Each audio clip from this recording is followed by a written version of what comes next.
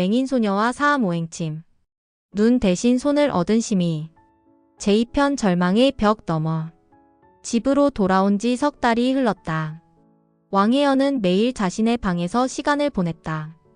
처음에는 부모님이 특수학교에 대한 정보를 수집하고 시각장애인을 위한 교육과정을 알아보며 바쁘게 움직였다. 하지만 현실은 생각보다 가혹했다. 혜연아, 우리가 경제적으로 아빠가 좀 더 벌어야겠구나. 아버지의 목소리에는 깊은 절망이 섞여 있었다. 공장에서 받는 월급으로는 특수교육비를 감당할 수 없었다. 어머니도 마트에서 하루 종일 일했지만 의료비로 이미 집안의 저축은 바닥났다. 빚까지 지게 된 상황에서 추가 교육비는 사치였다. 혜연은 부모님의 대화를 엿들으며 자신이 가족에게 얼마나 큰 짐이 되고 있는지 깨달았다. 밤늦게 들려오는 부모님의 속삭임, 때로는 어머니의 조용한 흐느낌 소리까지도 모두 들렸다. 예전에는 몰랐던 가족의 경제 상황, 아버지의 무력감, 어머니의 절망감까지도 이제는 목소리만으로도 충분히 느낄 수 있었다. 내가 없었다면. 혜연은 종종 그런 생각에 빠졌다. 자신이 사고를 당하지 않았다면, 아니, 자신이 아예 태어나지 않았다면 부모님이 이렇게 힘들어하지 않았을 텐데. 그런 생각이 들 때마다 마음 깊은 곳에서 어두운 감정이 올라왔다. 어느 날 아침 아버지가 혜연을 부르더니 조심스럽게 말을 꺼냈다. 혜연아, 아빠가 시각장애인 시설에 대해 알아봤는데 거기서는 네가 혼자서도 생활할 수 있도록 도와준단다. 그리고 특수교육도 받을 수 있고. 맹아원. 그 단어를 들은 순간 혜연의 심장이 멈춘 것 같았다. 결국 부모님도 자신을 포기하는 것이었다. 아니, 포기하지 않으려고 해도 경제적 현실 때문에 포기할 수밖에 없는 것이었다. 알겠어요, 아빠. 혜연의 목소리는 담담했다. 이미 예상했던 일이었다. 13세 소녀에게는 너무 무거운 현실이었지만 받아들일 수밖에 없었다. 며칠 후 혜연은 서울 변두리에 있는 맹아원에 도착했다. 낡은 건물에서 나는 퀴퀴한 냄새, 복도에 울려 퍼지는 아이들의 울음소리와 고함소리가 첫 인상이었다. 원장실로 안내받으며 걸어가는 동안 혜연은 이곳이 자신이 상상했던 특수교육기관과는 전혀 다르다는 것을 직감했다. 원장 김복수는 50대 여성으로 목소리부터가 차갑고 권위적이었다. 여기서는 규칙을 잘 지켜야 해. 특히 밖에 나가서 일정한 수입을 올려야 하는데 못 채우면 밥도 못 먹는다고 알아둬. 일정한 수입이라니? 혜연은 의아했지만 곧 그 의미를 알게 되었다.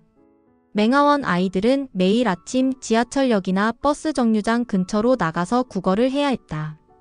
각자에게는 하루 목표 금액이 정해져 있었고 그것을 채우지 못하면 저녁 식사를 거른다거나 체벌을 받아야 했다. 이게 교육이야? 혜연은 충격을 받았다. 하지만 더 큰 충격은 그 다음에 기다리고 있었다. 밤이 되면 원장은 아이들이 모은 돈을 모두 회수해갔다. 정부에서 나오는 보조금도 원장이 개인적으로 사용했고 아이들의 생활비는 그걸로 번 돈으로 충당했다. 너희들은 사회의 짐이야. 그러니까 최소한 자신의 밥값이라도 벌어야 하는 거 아니야? 원장의 논리는 단순하고 잔혹했다. 장애인은 사회의 부담이므로 스스로 생존비를 벌어야 한다는 것이었다. 14세가 된 혜연에게는 하루 2만 원의 목표가 주어졌다. 첫날 혜연은 지하철 2호선 신림역 입구에 앉았다. 무릎 위에 종이컵을 올려놓고 목에는 시각장애인입니다. 도와주세요 라고 쓰인 팻말을 걸었다. 지나가는 사람들의 발소리가 들렸지만 동전이 떨어지는 소리는 거의 들리지 않았다. 오전 내내 앉아 있었지만 1,000원도 모으지 못했다. 점심때가 되자 배가 고팠지만 돈이 없어서 아무것도 살 수 없었다. 오후에 들어서야 몇몇 사람들이 동전을 넣어주기 시작했다. 저녁 무렵에 계산해보니 겨우 5,000원이었다. 맹아원으로 돌아온 혜연은 원장에게 돈을 바쳤다. 5,000원? 이게 뭐야? 목표의 4분의 1도 안 되잖아. 그날 밤 혜연은 저녁을 굶어야 했다. 배고픔보다 더 견디기 힘든 것은 굴욕감이었다. 13년 동안 부모님의 사랑을 받으며 자란 소녀에게 길거리에서 구걸하며 하루하루를 버텨야 한다는 현실은 받아들이기 어려웠다. 하지만 선택의 여지가 없었다. 며칠이 지나면서 혜연은 구걸의 기술을 익혀야 했다. 어떤 시간대에 사람들이 더 관대한지, 어떤 표정을 지어야 동정을 받을 수 있는지, 어떤 멘트를 해야 효과적인지를 배워야 했다. 13세의 사고로 실명했습니다. 화가가 되고 싶었는데 도와주세요. 혜연은 자신의 이야기를 들려주며 사람들의 동정심을 자극하는 법을 터득했다. 가끔은 정말로 마음을 써주는 사람들도 있었다. 지나가다가 10,000원짜리 지폐를 넣어주며 공부 열심히 해라고 말해주는 어른들, 자신의 용돈을 아껴서 주는 학생들도 있었다. 하지만 대부분의 사람들은 그냥 지나쳤다. 어떤 사람들은 혜연을 보며 혀를 끌끌 차기도 했고 요즘 이런 애들이 다 사기꾼이야 라며 비난하는 소리도 들렸다. 그럴 때마다 혜연은 자신이 정말로 사회에 쓸모없는 존재인 것처럼 느껴졌다. 몇 개월이 지나면서 혜연은 점차 감정을 차단하는 법을 익혔다. 굴욕감을 느끼지 않기 위해, 상처받지 않기 위해 마음을 닫아버렸다.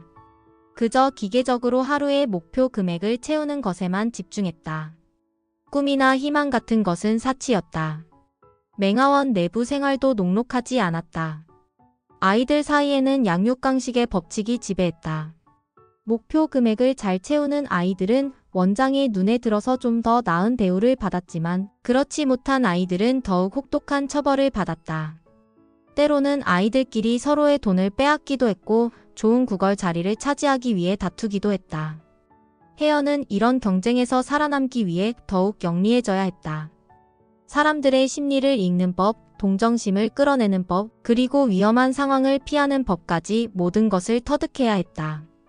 하지만 그 과정에서 순수했던 소녀의 마음은 점점 굳어져 갔다. 매달 한 번씩 부모님이 면회를 왔다. 그때마다 혜연은 맹아원에서의 실상을 말하고 싶었지만 할 수 없었다. 부모님의 얼굴을 볼 수는 없었지만 목소리만으로도 그들이 얼마나 힘들어하고 있는지 알 수 있었다.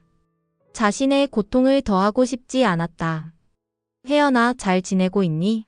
공부는 하고 있고? 네, 엄마. 잘 지내고 있어요. 점자도 배우고 있고요. 거짓말이었다. 맹아원에는 제대로 된 교육과정이 없었다. 아이들은 대부분의 시간을 구걸하는 데 보냈고 남는 시간에는 맹아원 내부 청소나 빨래 같은 자비를 해야 했다. 하지만 혜연은 부모님 앞에서 웃으며 괜찮다고 말했다. 그것이 부모님을 위한 자신만의 효도라고 생각했다. 부모님이 떠나고 나면 혜연은 다시 차가운 현실로 돌아가야 했다. 밤이 되면 혜연은 자신의 운명에 대해 생각했다. 이렇게 살다가 언젠가는 죽게 될 것이다. 아무도 기억하지 않을 것이고 아무런 의미도 없는 삶으로 끝날 것이다. 한때 화가가 되고 싶었던 소녀의 꿈은 이제 까마득히 먼 과거의 일처럼 느껴졌다. 하지만 깊은 절망 속에서도 혜연의 마음 한구석에는 아직 꺼지지 않은 작은 불씨가 남아 있었다.